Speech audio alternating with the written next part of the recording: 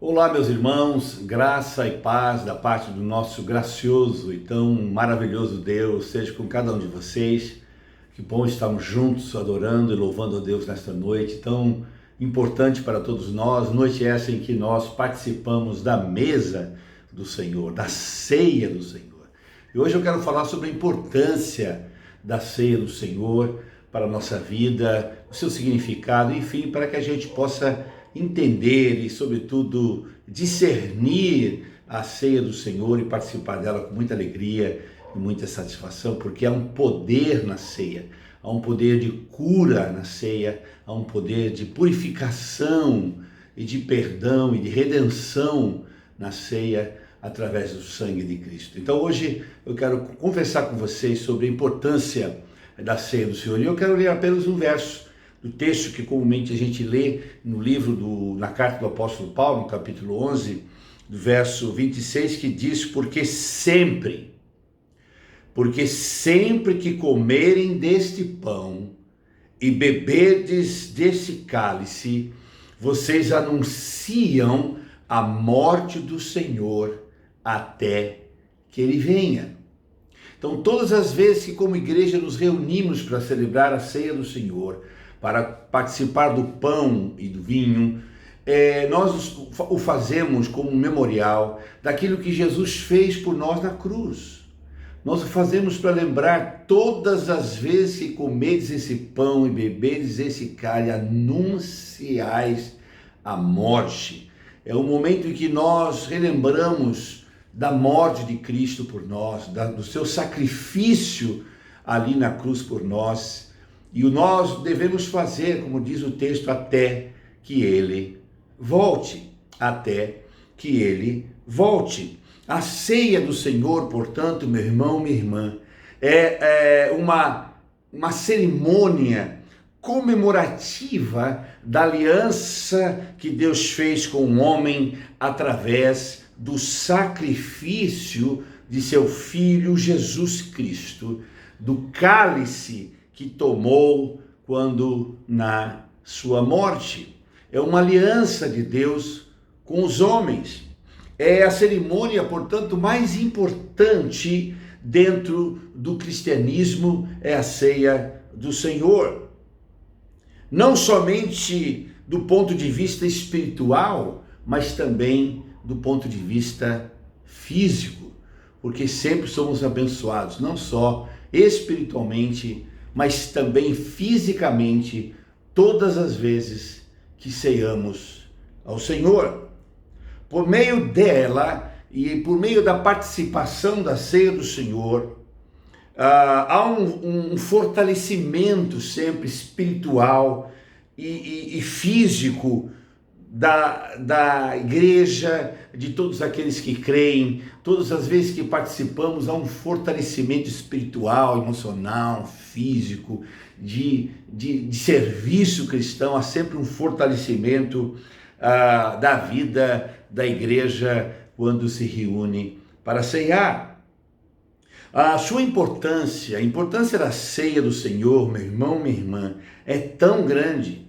Preste atenção no que eu vou dizer. É tão grande a importância da ceia que o Senhor Jesus chegou a declarar dizendo, o Senhor Jesus declarou dizendo assim, em João, capítulo 6, versículos 53 e 56 diz: em verdade vos digo, se não comerdes a minha carne, ou a carne do Filho do Homem, e não beberdes o seu sangue, não tendes vida em vós mesmos. Olha a importância de ceiar. Jesus disse: se vocês não comerem do meu pão, que é simbolizado é o pão que nós tomamos, o corpo que é simbolizado pelo pão, e não beber do meu sangue, que é simbolizado pelo vinho que tomamos, se vocês não comerdes esse pão e não beberdes, não tendes vida em vós mesmos. Não há vida em nós, não há vida espiritual, não há vida física, não há vida emocional, não há vida em nós. Olha a seriedade disso. O texto diz: quem comer a minha carne e beber o meu sangue tem a vida eterna. Tem a vida eterna. E eu ressuscitarei no último dia, pois a minha carne é verdadeiramente comida e o meu sangue é verdadeiramente bebido. Quem comer a minha carne e beber o meu sangue permanece em mim e eu nele. Olha só que coisa extraordinária poder participar da ceia do Senhor. Quando participamos da ceia, temos vida. Quando participamos da ceia e temos comunhão com esse Deus, temos a vida eterna. Quando participamos da ceia do Senhor, temos a esperança da ressurreição dos mortos, de sermos ressuscitados para estarmos sempre com Ele. E ainda mais, quem participa desta mesa, diz o texto, come desse pão, bebe esse cálice, e ele está em Cristo e Cristo está nele. Que coisa extraordinária é a ceia do Senhor, não é mesmo? A ceia, então, é um memorial que nos remete à morte de Cristo na cruz por nós. É um memorial que nos faz lembrar da morte de Cristo por nós. O pão simboliza o seu corpo, que foi entregue por nós, e o vinho simboliza o seu sangue, que foi derramado por nós para a remissão dos nossos pecados. É por isso que participamos da ceia. A ceia tem toda a sua importância, tem toda a sua profundidade, tem todo o seu poder, tem toda a sua beleza, tem toda a sua celebração para nós que somos cristãos. Todas as vezes que ceamos, o fazemos para lembrar da morte de Cristo na cruz, para a salvação de todos os que nele creem. De todos que neles creem. Agora, a pergunta que comumente muitas pessoas fazem, às vezes nós mesmos fazemos, o mundo às vezes faz, as pessoas ficam meio que questionando alguma coisa quando se fala da morte de Cristo na cruz. E a pergunta que nós fazemos é: por que um Deus que poderia não morrer, escolheu morrer? Por que Jesus, sendo filho de Deus, por sua vez Deus, ele não decidiu não morrer, e sim escolheu morrer numa cruz por nós? Por quê? Sendo Deus, que poderia não morrer, decidiu morrer. Por que um Deus que poderia evitar a sua própria morte se deixou morrer? Porque um Deus que poderia evitar ter morrido ali na cruz, se deixou morrer, ou se deixou matá-lo ali na cruz, crucificando daquela maneira?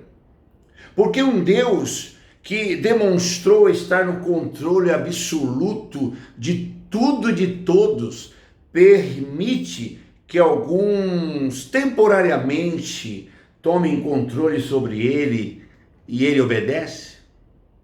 Por que um Senhor desse, um Deus tão grande, fica submetendo a tanta gente? Vai a César, vai a Herodes, vai a Caifás, e ele vai, por quê? Porque teria Deus, na pessoa de Jesus, encarnada por Jesus, é o verbo que estava com Deus, e ela era Deus, ele se fez carne, habitou entre nós, cheio de graça e verdade. Porque um Deus tão glorioso desse permite, ou escolhe morrer, permite que o crucifiquem e obedece todos aqueles que o estavam perseguindo, julgando e condenando à morte, sem questionar, sem se levantar em profunda obediência? Por quê? Por que Deus fez isso? Por que ele decidiu morrer por nós? Por que ele aceitou tamanho sofrimento, vergonha, humilhação e dor? Por quê? Por que Jesus morreu na cruz? É a pergunta que muitos fazem quando participamos da ceia e relembramos da morte de Jesus na cruz por nós. E a pergunta que eu faço é: e se Jesus não tivesse morrido? Você já parou para pensar o que teria acontecido se Jesus não tivesse morrido? Já parou para pensar nisso? Pois é. Então a sua morte tem a sua razão, tem a sua importância, tem o seu objetivo, tem um plano bem definido da parte de Deus. Sim, já pensou? Já parou para pensar se Jesus não tivesse morrido? Meu irmão, minha irmã, se Jesus não tivesse morrido ali naquela cruz, as Escrituras, que é a Bíblia Sagrada, o livro de Deus, teriam falhado. Primeira razão, porque Jesus morreu na cruz, e se ele não morre na cruz, as Escrituras teriam falhado. Porque as Escrituras falam de Gênesis até o último livro do Apocalipse, do Velho Testamento, sobre a vinda do Messias, a vinda de um Salvador, a vinda de um Senhor, a vinda de um rei que viria reinar com justiça, de um Salvador, de um remidor, desde o seu nascimento, a maneira como ia viver, onde ia morar, como seria a sua morte, como seria a sua caminhada na terra, foi profetizado e estava escrito, e estão escritos nas Escrituras. Então, se Jesus não morre na cruz, tudo que foi dito a respeito dele, inclusive da sua morte, Isaías 53 e tantos outros textos das Escrituras, teria falhado. Então, se Jesus não morre, as Escrituras não teriam se cumprido, pois de Gênesis a Malaquias falam a respeito dele, da vinda dele, da vida dele, da perseguição que ele sofreria e da morte que ele teria. Então, se Jesus não morresse, as Escrituras teriam falhado. As Escrituras teriam sido uma farsa, uma falsidade. Mas quando Jesus morre na cruz, então aí se cumpre todas as Escrituras a respeito dele. Desde o seu nascimento, como ele viveria, o que ele realizaria, o que ele faria, enfim, quando a sua morte e sua ressurreição. Quando isso se cumpre, bendito seja o nome do Senhor, então as Escrituras que falava a respeito dele se torna a verdade. E assim a Bíblia se torna mais uma vez infalível. Então, se Jesus não morre, a Bíblia teria falhado. Mas como se cumpriu tudo que disse de Gênesis a Malaquias a respeito dele, então a Bíblia se torna um livro infalível. Esta é a primeira razão porque ele morre, porque ele tinha que cumprir o que a respeito dele estava escrito. A segunda razão, a segunda coisa que aconteceria se Jesus não morresse na cruz, não haveria redenção para nós. Não haveria salvação, não haveria perdão de pecados, não haveria absolvição, não haveria resgate, não haveria esperança para nós. Jesus Cristo é o Redentor pelos nossos pecados. Uma das coisas que muitas vezes são referidas como resultado da morte de Jesus é a nossa redenção. Redenção significa livramento de um mal através de um preço pago. Nós estávamos condenados à morte, nós estávamos condenados à perdição, nós estávamos condenados ao inferno, enfim, nós estávamos condenados às trevas eternas, mas Jesus nos ama, Deus nos ama tanto que Ele vem e se faz carne, habita entre nós, e decide morrer, escolhe morrer numa cruz, para se cumprir, tudo estava escrito a respeito dele, mas também para nos redimir, para nos salvar, para pagar um preço de resgate por nossa vida que estava condenada. Essa é a razão, porque Jesus veio para salvar, e se ele não morresse, não haveria salvação para nós, porque sem derramamento de sangue, não há remissão de pecado. Sem alguém pagar uma fiança, o preço de um erro, de um pecado, de uma condenação, não há absolvição. Então ele veio para que nós pudéssemos ter a salvação e o resgate da nossa alma. A terceira coisa que aconteceria que se Jesus não morresse é que nós não teríamos conhecido o amor de Deus. Se Jesus não morre na cruz, nós jamais conheceríamos o amor de Deus por nós. A Bíblia diz que Deus amou o mundo de tal maneira que deu o seu Filho unigênito para que todo aquele que nele crê não pereça, mas tenha vida eterna. A Bíblia diz que Deus prova o seu amor por nós, tendo o seu Filho morrido na cruz para nos salvar. Nós não teríamos conhecido o quanto Deus nos ama, o quanto Deus nos quer, o quanto Deus quer restaurar a nossa vida e salvar a nossa vida e abençoar a nossa vida. Então, se Cristo não morre ali na cruz, nós não conheceríamos o amor de Deus por nós. Deus ama você. Deus ama a mim. Deus ama a todos nós. Porque Deus é amor. E se Ele não morre na cruz, não conheceríamos o amor de Cristo por nós. Olha a importância da ceia do Senhor, que nos faz lembrar da sua morte. Porque sem a sua morte, pois sem a sua morte, a Bíblia seria uma falha. Não haveria salvação para nós. E nós jamais conheceríamos o amor de Deus. Que coisa extraordinária. E tem mais. Se Jesus não morresse na cruz por nós, não teríamos hoje Deus habitando em nós. A Bíblia diz que quando cremos e fomos batizados, e somos batizados nas águas, professando a nossa fé em Cristo, a Bíblia diz que passamos a ser templos do Espírito Santo. O Espírito Santo passa a viver em nós, a morar em nós, a habitar em nós, ser o nosso Senhor, nosso guia, nosso consolador, nosso mestre. Ele passa a habitar em nós. O apóstolo Paulo escreveu: não sabeis vós que sois templos do Espírito Santo e que o Espírito Santo habita em vós? Se Jesus não morre na cruz por nós, para cumprir o que estava escrito, para nos redimir e nos salvar da nossa condenação, dos nossos pecados e, sobretudo, revelar o amor de Deus por nós, não teríamos o Espírito Santo habitando em nós. Não teríamos esse ser que tanto nos dá paz, que tanto nos dá graça, que tanto nos consola, que tanto nos dirige, que tanto fala conosco e que tanto trabalha em nós a cada dia. Não teríamos em nós o Espírito Santo habitando em nós. Jesus disse: eu vou para o meu Pai, mas eu vos enviarei o Consolador, e Ele estará com vocês sempre, Ele vos ensinará todas as coisas, e Ele dará unção para vocês, o Espírito Santo. Se Cristo não morre, nós não teríamos o Espírito Santo em nós, habitando em nós, trabalhando em nós, moldando e, enfim, trabalhando na vida de cada um de nós. E em quinto e último lugar, se Jesus não tivesse morrido por nós, não haveria para nós esperança da vida eterna. Não teríamos esperança de viver com Deus por toda a eternidade. Não teríamos a esperança de estar com Deus, um lugar maravilhoso, extraordinário, que Deus fez e criou, que é a sua glória, para compartilhar com seus filhos. A Bíblia diz: porque Deus amou o mundo de tal maneira que deu,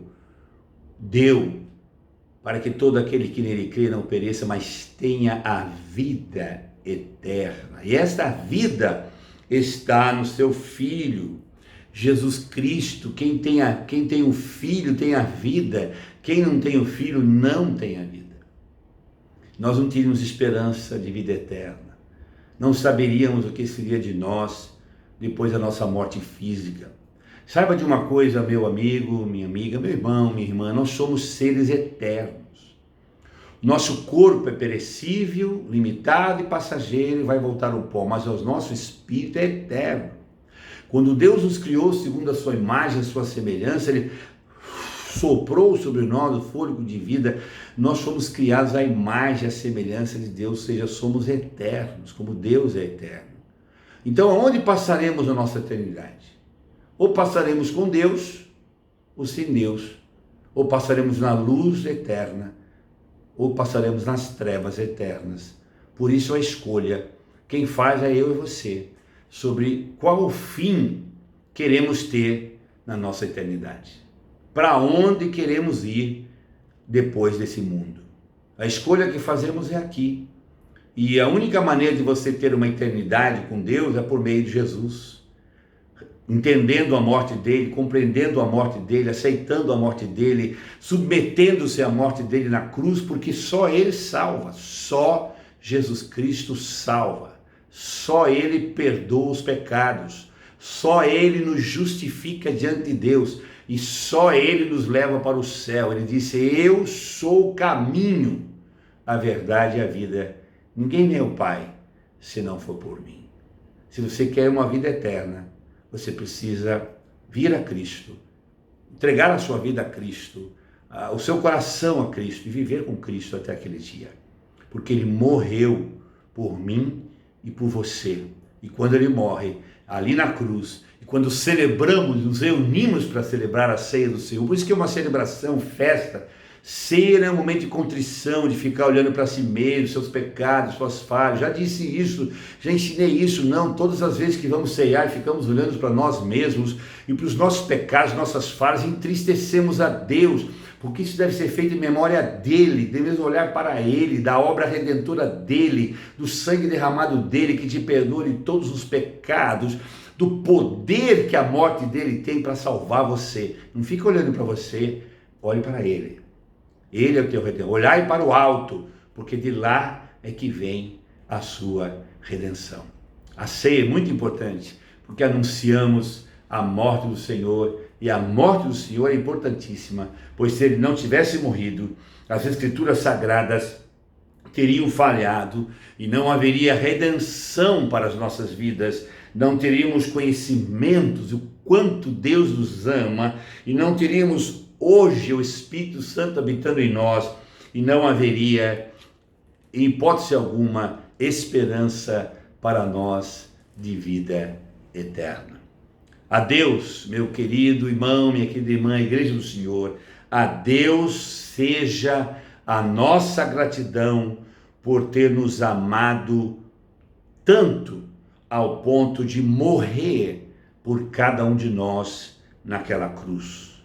E assim nos garantir o perdão dos nossos pecados, a salvação da nossa alma e a vida eterna.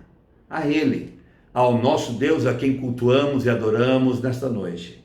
A Ele, somente a Ele, toda a honra, todo o poder, toda a glória, agora e para sempre. Amém. Bendito seja nosso Deus, que por nós morreu e trouxe todas essas coisas para a vida dos nossos. Você já tem esse Senhor, você já recebeu esse Cristo, pense nisso, porque o único que pode salvar você é Jesus. Que Deus abençoe você, já já vamos ceiar, ouça essa canção e voltaremos para participar da ceia do Senhor em memória da morte de Cristo, que nos traz redenção, esperança e vida eterna e faz com que o Espírito Santo habite em nós. Deus abençoe, até já!